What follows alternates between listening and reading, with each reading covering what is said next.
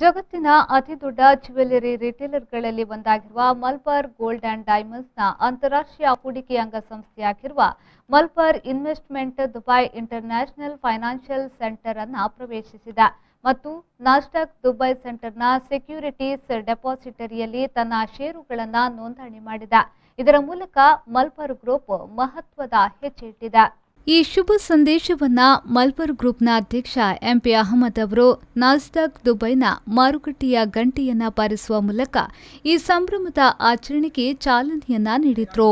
ಈ ಸಂದರ್ಭದಲ್ಲಿ Dubai international financial ಸೆಂಟರ್ನ governor ಮತ್ತು ದುಬೈ ಫೈನಾನ್ಷಿಯಲ್ ಮಾರ್ಕೆಟ್ನ ಅಧ್ಯಕ್ಷ ಡಾಕ್ಟರ್ PA ಇಬ್ರಾಹಿಂ ಹಾಜಿ, ಮಲಬಾರ್ ಗ್ರೂಪ್ನ ಸಹ ಅಧ್ಯಕ್ಷ ಹಮೀದ್ ಅಲಿ, ನಾಸ್ಡಾಕ್ ದುಬೈನ ಸಿಇಒ ಹಾಗೂ DFMನ ಉಪ ಸಿಇಒ ಸೇರಿದಂತೆ ಎರಡು ಕಡೆಯ ಪ್ರತಿನಿಧಿಗಳು ಪಾಲ್ಗೊಂಡಿದ್ದರು.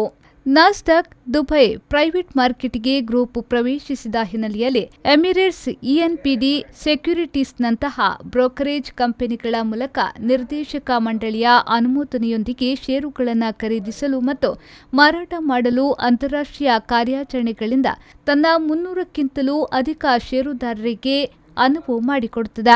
ಅದೇ ರೀತಿ ಮಾಲೀಕತ್ವದ ವರ್ಗಾವಣೆಗಳು ನಾಸ್ಡಾಕ್ ದುಬೈನ ಸೆಂಟ್ರಲ್ ಸೆಕ್ಯೂರಿಟೀಸ್ ಡಿಪಾಸಿಟರಿಯಲ್ಲಿ ಸುರಕ್ಷಿತವಾಗಿ ನಡೆಯುತ್ತದೆ.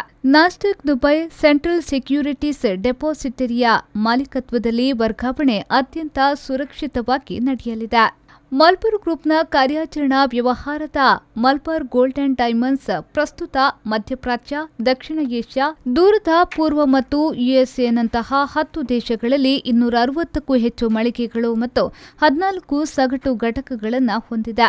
ಅಲ್ಲದೆ 14 ಆಭರಣ ಉತ್ಪಾದನಾ ಕೇಂದ್ರಗಳನ್ನು ಹೊಂದುವ ಮೂಲಕ ವಿಸ್ತಾರವಾದ ವ್ಯಾಪಕ ಜಾಲದ ಮೂಲಕ $4.51 ಬಿಲಿಯನ್ ವಹಿವಾಟನ್ನು ನಡೆಸುತ್ತಿದೆ.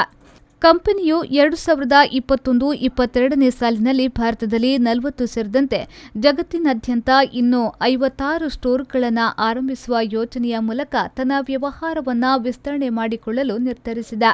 ಈ ವಿಸ್ತರಣೆ ಯೋಜನೆಗೆ ಕಂಪನಿಯು $220 ಮಿಲಿಯನ್ ಹೂಡಿಕೆ ಮಾಡಲಿದ್ದು, ಭವಿಷ್ಯದ ಮಾರುಕಟ್ಟೆಯಲ್ಲಿ ಮತ್ತಷ್ಟು ಬೆಳವಣಿಗೆ ಕಾಣಲಿದೆ ಎಂಬ ವಿಶ್ವಾಸವನ್ನು ಹೊಂದಿದೆ.